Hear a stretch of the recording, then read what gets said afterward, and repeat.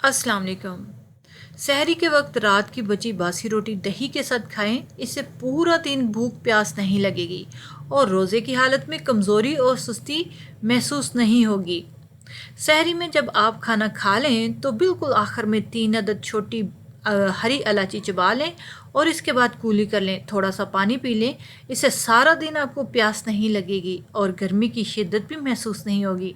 अक्सर औक़ात बहुत सारे लोग सहरी में कोल्ड ड्रिंक का इस्तेमाल करते हैं, जो कि बिल्कुल नहीं करना चाहिए। सहरी के पहले या बाद में जौ से बना सत्तू का शरबत पी लें। चीनी की जगह शक्कर का इस्तेमाल करें, आपको सारा दिन भूख नहीं लगेगी और ये शरबत अफ्तारी में भी पी सकते हैं। पकौड़े खाते ही अक्सर लोगों को बदहज़मी हो जाती है। अगर बेसन घोलते वक्त इसके अंदर थोड़ी सी अजवाइन और सौंफ पीस का शामिल कर दें तो बदहज़मी नहीं होगी और पकौड़े बहुत मज़ेदार खुशबूदार बनेंगे।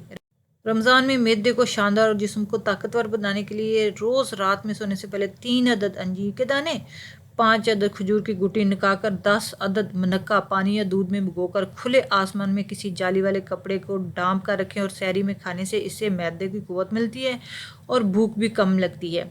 बहुत सारे लोग समोसे इकट्ठे बनाकर फ्रिज में रख लेते हैं। अक्सर औक़ात रोल या समोसे फ्रिज में कूलिंग कम होने की वजह से एक दूसरे के साथ चिपक जाते हैं। इस मसले को हल के लिए अगर आप जब रोल या समोसे बनाएं तो उसे डब्बे में रखें और इसके ऊपर थोड़ा सा मैदा छिड़क दें।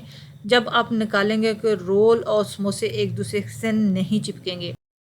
अक्सर लोगों के पराठे बहुत सख्त और पापड़ जैसे बनते हैं। सबसे अच्छा पराठा बनाने के लिए आटे के अंदर 1 चम्मच तेल और चुटकी भर नमक शामिल करें, आपका पराठा ज़बरदस्त बनेगा।